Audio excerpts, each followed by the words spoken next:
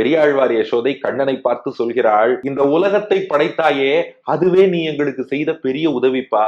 ஏன்னா ஜீவாத்மாக்களாகிய நாமெல்லாம் பிரளய காலத்துல ஜடப்பொருள் போல இருந்தோம். நமக்கு ஞானம் கிடையாது, உடம்பு கிடையாது, அசைய முடியாது, செயல் புரிய முடியாது, சிந்திக்க கூட முடியாது. ஒரு டேபிளோ சேரோ லேப்டாப்போ மொபைல் போனோ தொலைக்காட்சி பெட்டியோ அது எப்படி அசையாம இருக்குமோ அப்படித்தான் நாம இருந்தோம்.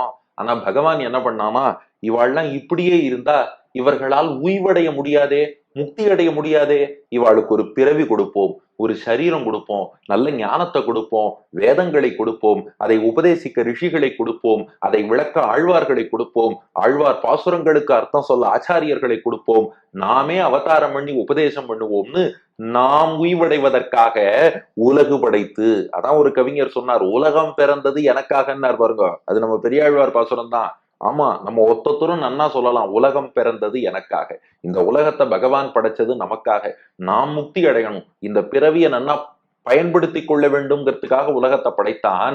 அப்ப நீ எங்களுக்கு செய்த உபகாரம் என்று நான் பட்டியலிட வேண்டும் என்றால் அனைவரும் முக்தி பெற வேண்டும்ங்கிறதுக்காக உலகு படைத்து இந்த உலகத்தை எல்லாம் படைத்தாயே பகவானே.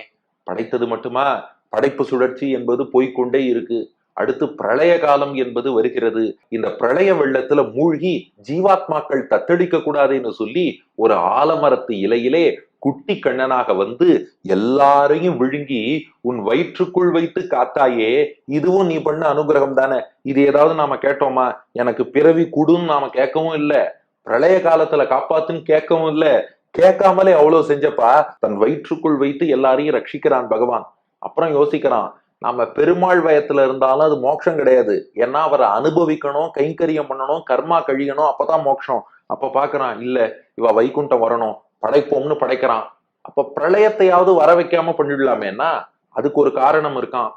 அவர் நாம மோட்சம் போகணுங்கிறதுக்காக உலகத்தை படைச்சா, நாம இந்த உடம்பு ஞானத்தெல்லாம் வச்சுட்டு பாப்பம் மேல பாப்பமா பண்ணிட்டு இருக்கோம்.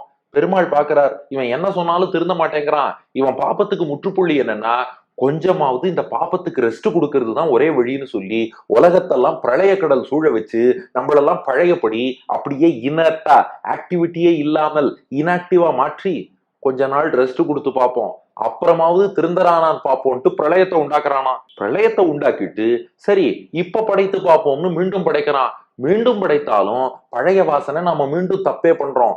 திருந்துவான் திருந்துவான் பாக்குறான், திருந்தல, உடனே பிரளயத்தை உண்டாக்குறான். இப்படி பல பல படைப்பு சுழற்சிகள் எங்களை படைத்து உய்வடைய வேண்டும் என்பதற்காக படைக்கிறாய். பிரளய ஜலத்துல நாங்க மூழ்க கூடாதுங்கிறதுக்காக உண்ட மணி வயிறான் வயிற்றுக்குள் வைத்து காக்கிறாய்.